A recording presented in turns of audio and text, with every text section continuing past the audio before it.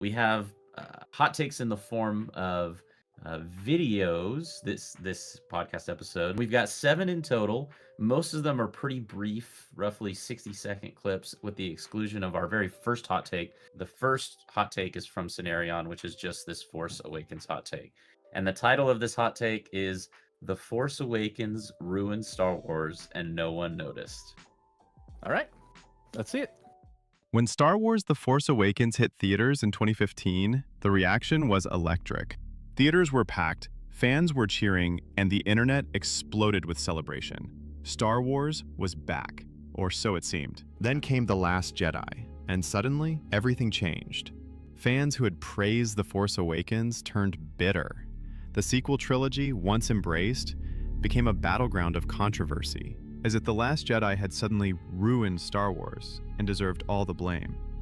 But the truth is, Star Wars died the very moment the opening crawl of The Force Awakens hit the screen, and the masses all applauded, too blinded by nostalgia to recognize that everything meaningful about the legendary saga created by George These Lucas AI had images, already by the way. been brutally I burned know, to the right? ground. AI The images, Force the whole Awakens video. marketed itself as a continuation, but in reality it was a disrespectful annihilation, a complete reset disguised as a sequel. The film opens with the revelation that the New Republic, the very thing the original trilogy fought to restore, has been wiped out entirely off-screen without a build-up or a fallout. Not even a narrative reason we can examine. Everything the rebels in the original trilogy ever fought for had been destroyed. Instead, we're told the good guys are now the underdogs again, calling themselves the Resistance, fighting some new empire with a new name. And to make sure the audience didn't think too hard about it, they gave us a plot that was nearly identical to A New Hope, with its desert orphan, droid carrying secret plans, and giant space station that blows up planets. take. Even the villain is a Walmart Darth Vader, mask and all. But yeah, this isn't Walmart storytelling. Darth It's Vader. pathetic rehashing and nostalgia baiting. Laziness masked as myth-making. The original heroes won the war, only for the galaxy to be inexplicably thrown back into the same conflict with different branding. And at the time, it seemed like no one cared about how or why that happened, because Star Wars apparently felt like Star Wars again, with all its Millennium Falcons, Death Stars, and Stormtroopers. Then we're reintroduced to the original trio, or rather, hollow echoes of them. Han Solo is no longer a legend. He's regressed back into a degenerate smuggler, a man who apparently learned nothing from his arc. Princess Leia, on the other hand, is leading a ghost army in a war that makes no sense. As for Luke, he's just a rumor, The AI a missing images myth. are People just- were losing their minds to see Star They're Wars special. again. They're but getting didn't more- mind they're them, getting more and more immediately noticeable. discarding the literal hero Yeah. of the original trilogy right from the very first frame.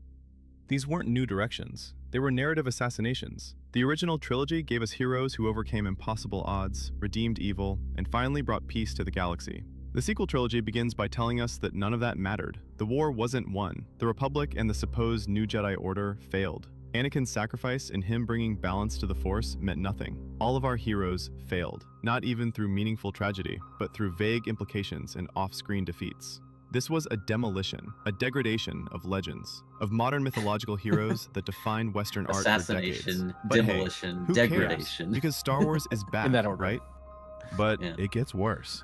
Kylo Ren, But the wait. son of Han and Leia, and the former apprentice of Luke, ended up being the very thing our original trio fought to destroy. An evil, mass-murdering maniac consumed by the dark side of the Force. So Han's and Leia's respective characters didn't Oh only my, get their look at this craft torn to shreds, but also utterly failed as parents. Their offspring became the new embodiment of evil. And Luke, being Kylo's former master, takes the disaster to That new don't even look like depths. Luke. People I love know, to right? complain about The Last Jedi ruining Luke's character and his arc as an old, powerful Jedi master. But his failure was already set up with The Force Awakens. He had already long his fled, beard is in become that a picture. hermit, and It keeps managed to getting, turn his like, own nephew comically into longer. a villain. There was literally nothing that could have Like ZZ redeemed Top. this with any sequel ever made. His character was already humiliated beyond repair. It is beyond me how people didn't understand this back then. If you like seeing Han and Leia estranged, Luke vanished, and the Republic destroyed off-screen, then The Last Jedi was the natural continuation. But if you didn't like that film, why did you embrace the film that built the foundation for it? Since you didn't mind the destroyed legacies in The Like Force that. Awakens, then what was the problem with The Last Yeah. Jedi? Wasn't that what you asked for?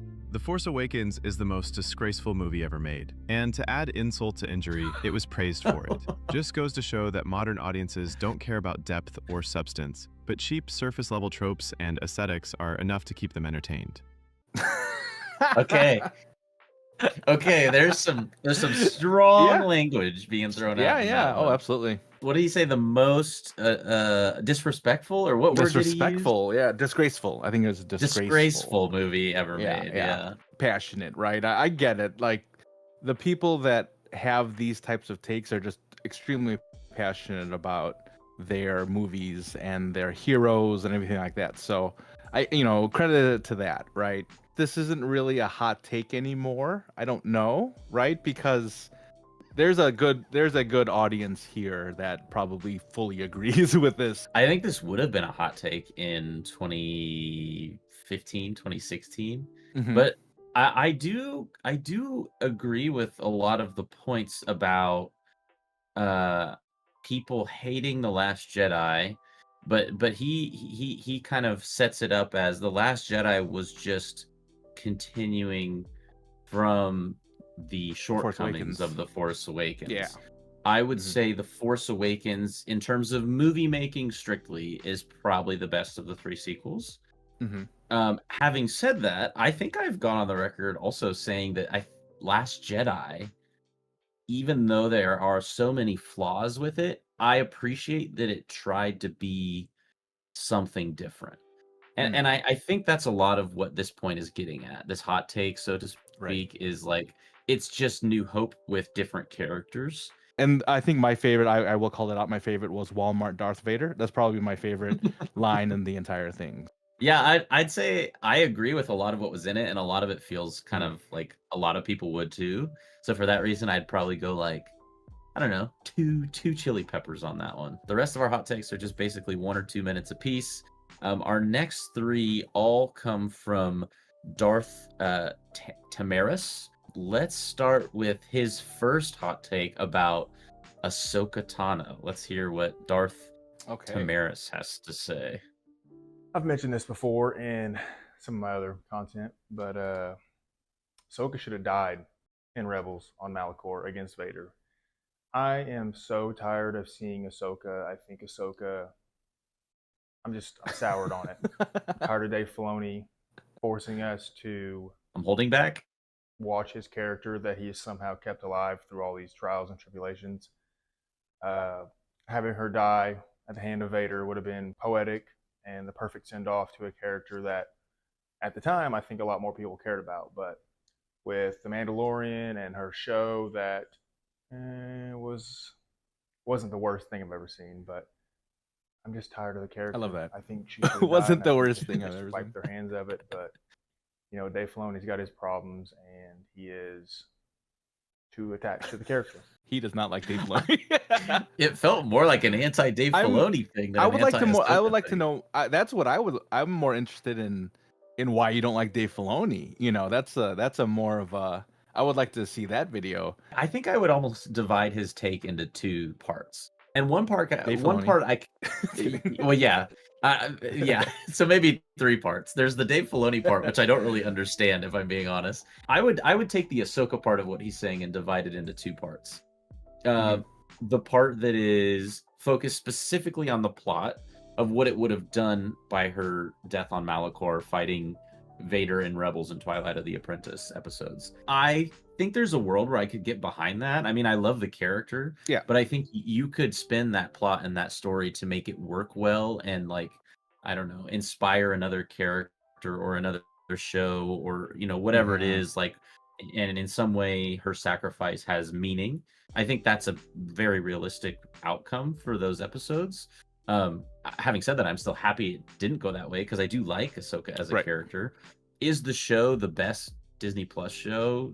No, but like he said, it's not the worst thing in the world I've ever seen. Yeah, right. So I would have been fine with what he's saying. I think there was a duration of time where we don't know if she made it out, right? In Rebels. We actually didn't know, so we kind of assumed, but Star Wars, if we don't see death, then they didn't die. Sometimes even when you do see death, they don't die. But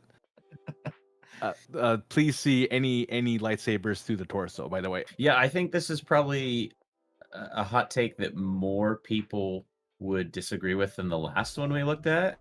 And so for Mhm. that reason, I'd probably go like 3 out of 5 chili pepper spiciness on Yeah. this one. Let's take a look at the second of 3 hot takes from Darth Tamaris. This one, of course, about the expanded universe. I'm tired of people saying that Disney should adapt stories and characters from the expanded universe. As a pretty consistent EU reader, I do not want Disney to touch anything from the expanded universe. Not to be overly cynical here, but I do not want them to take stories, characters, story arcs, elements from a vast sea of expanded universe stories and turn it into a piece of shit. I mean, just my opinion. I've heard people say the Darth Bane trilogy, X-Wing, Rogue Squadron. I don't want them to touch I any of it. forgot that was in Keep making the there. Acolyte, keep making whatever it is they want to make. I don't care, but I don't want them to touch the expanded universe. I wouldn't consider this a hot take. The people who were affected by the EU not being canon, especially as the EU fan base, especially, I think they were completely fine with them with Disney not taking over some of their storylines, making them adapting them to Disney canon. I have a tendency to agree with what you're saying. I think the first thing that came to mind for me is think about any great trilogy or series of books, not even Star Wars, just anything in general that's well liked or beloved by fans. How many times can you think of a time when there was this beloved series or trilogy of books amongst the fans, and then they make them into movies, and then the fans who read those books said, "Wow, the movies are even better than what I read." I mean, I Right. don't know if Yeah, it yeah. happens. The EU is something that I'm okay not being touched. I think he makes a good point, and I would agree with it. I think I go like 2 out of 5 spiciness, maybe 1.5. I'm going 1.5 Yeah. spiciness on this one. Yeah, this is becoming cold takes real quick. This one is about the Kenobi show. Okay. The Kenobi series is the worst piece of content Disney has ever made. Oh. It is the most disrespectful to George Lucas, Thought we were gonna to get another one. the legacy of Obi-Wan Kenobi, Anakin Skywalker, Darth Vader. Period. Worse than the sequels. To interject your story in the timeline there it is. that There it is. was established in 1977 and sort of bookended in 2005 for what? A scene where his helmet gets sliced in half and they talk. That's the scene everybody glazes, but it's a travesty. And I'm glad that it kind of boosted Hayden and Ewan back up into the limelight. They deserve the love, but at the end of the day, it's a piece of shit. It's garbage to have Obi-Wan leave Tatooine, run off with a young Leia, not even including the Inquisitor stuff. Yeah, I'm agreeing with that part. Yeah. I also was critical of Kenobi when it came out. I think I would say this is slightly spicier only because he said it's the worst piece of Disney Star Wars content. I can think of at least 2 that I like less. Probably. Well, do we know when this was created? I guess is another question. 10 months ago. Okay. So I think that's after the Acolyte, right? Yeah, that's it. You and I were both thinking the same thing. He holds Kenobi and Anakin very close to his heart as far as his fandom. So I think if it's not exactly how he wants it to be, it's it's going to be a big issue. Maybe I'm more caught in the nostalgia. Maybe the and he even mentions getting Hayden and Ewan kind of back into that Star Wars limelight. I think that was a big step for me for the enjoyment of this show. I don't know if there's a lot of merit for me personally to say that this is the worst Disney Star Wars show. I have a hard time getting that far. So if that's the take we're going with, of everything we've heard so far, of all 3 of the other takes and this one, the 4th one, I'd say this is the one I've probably disagreed with the most, only because I don't think it's the worst, and that was the Yeah. statement. I'd have to probably say it's at least 3 out of 5 spicy if I'm Mhm. going by that logic. These last 3 hot takes are all from the Gold Man. You're gonna find these, All I right. don't know. You're gonna find these a little, ooh, I'm Okay. predicting. This first one is about Rogue One.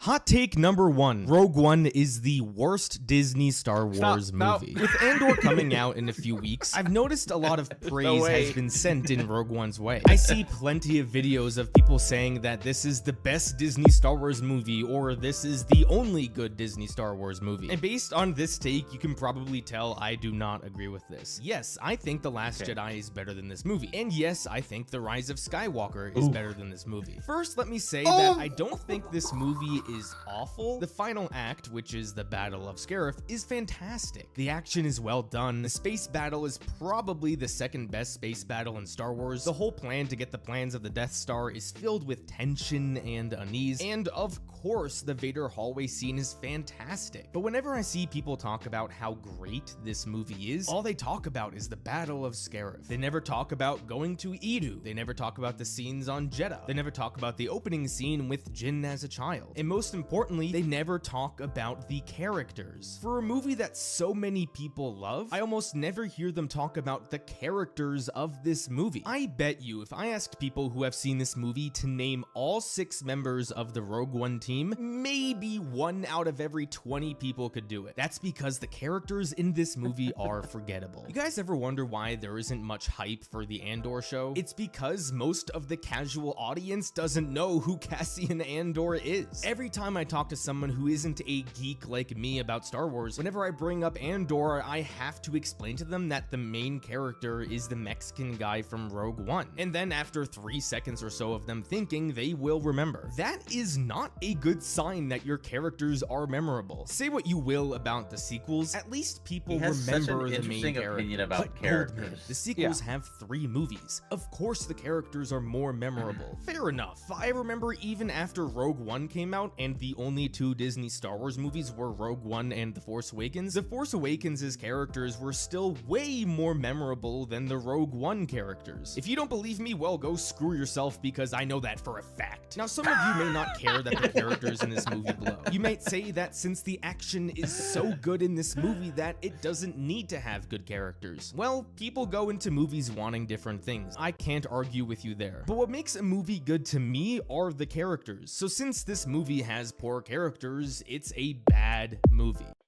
His whole rationale is that if a movie's characters aren't memorable, the movie is awful.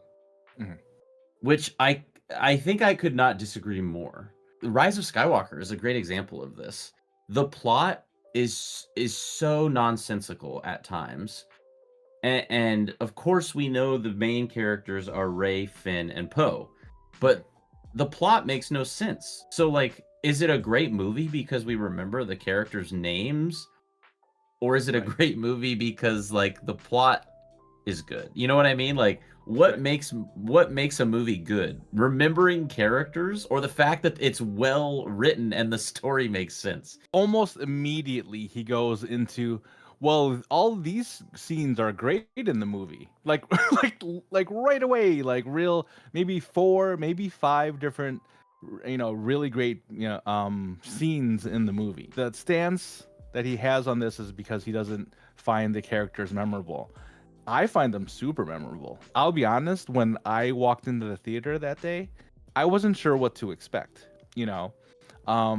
but what I came out with a movie was like, oh, that was just a really great story. I mean, it is a story of sacrifice of the common man and woman who like literally give everything to make sure that the rebellion is successful. And it's a meaningful story, and that's what makes it a great film. Not the fact that it doesn't have a character waving a lightsaber around means, well, it's the worst one. To say this is the worst Disney movie, I think is crazy. So the hot takes, 6 out of 5 or whatever. I think that's the spiciness is just way out the window. This second to last one is a hot take about the originals.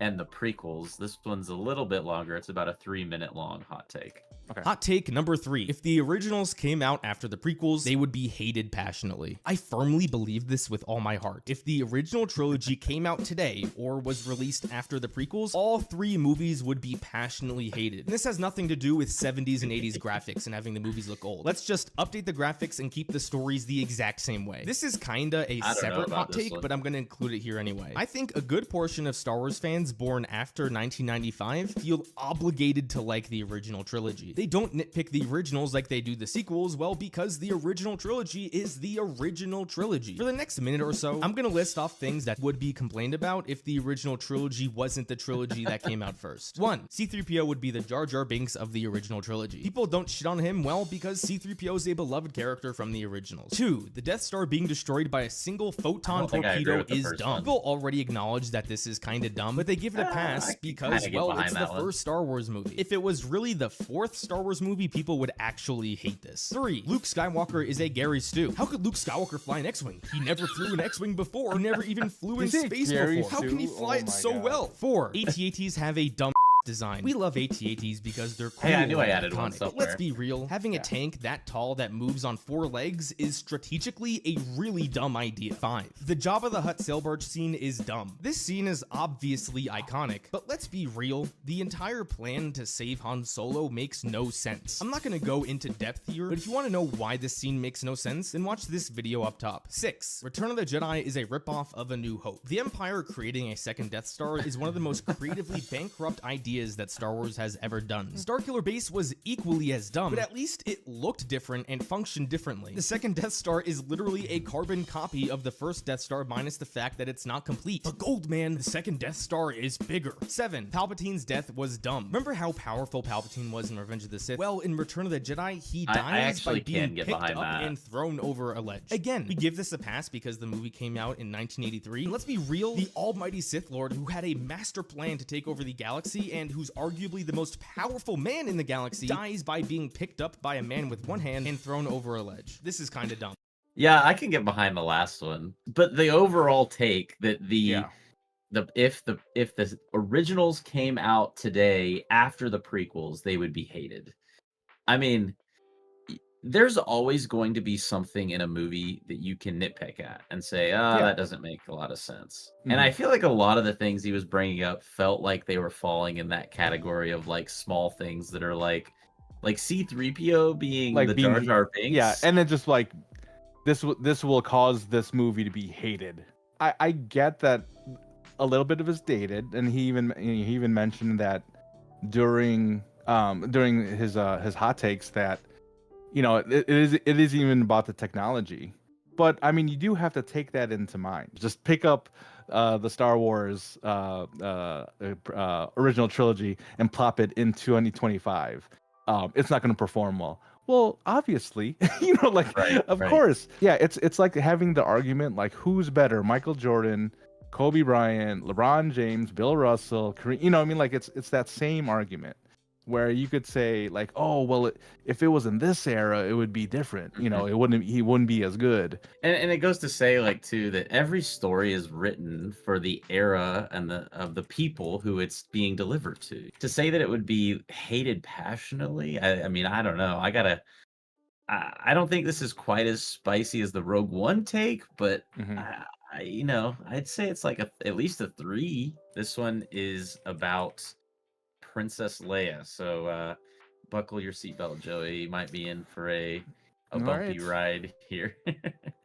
Hot take number 6, and my final hot take, Princess Leia is an overrated character. This one may piss off a lot of people, but it's genuinely how I feel. Now, I can't ignore how important of a character Leia is to a lot of people. Back in 1977, you didn't see women in movies like Princess Leia. Leia was a headstrong woman who wasn't afraid to speak her mind. She was a leader and someone that girls all over the world could look up to. Now, I don't think Leia is a bad character. I just think she's overrated. Does Leia have any flaws? I sat down and thought about this for a minute, and I really couldn't think of any flaws. I even looked up what are Leia's flaws on Google, and the answers that came up I found to be wildly unconvincing. I guess if you wanted to include the sequels, you can say she gave up her son to Luke, fair enough. But in the original trilogy, she has no flaws. She doesn't make mistakes. For someone in her early 20s, she's incredibly good at leading a military. She doesn't crack under pressure, and everyone loves her. Not once do we see her actually shown any signs of sadness or pain after her home planet was blown up and her parents were killed. After it's blown up, she never comments on it again. There's a lot to love about Princess Leia. Again, I'm not saying she's a bad character, but nowadays people realize that characters need to have flaws if they're gonna be compelling, and Leia doesn't have any. Even Padme, a character that I genuinely think is a bad character, has flaws. Leia gets a pass because, well, she's Princess Leia. So yeah, this is easily the hottest take on the list. I don't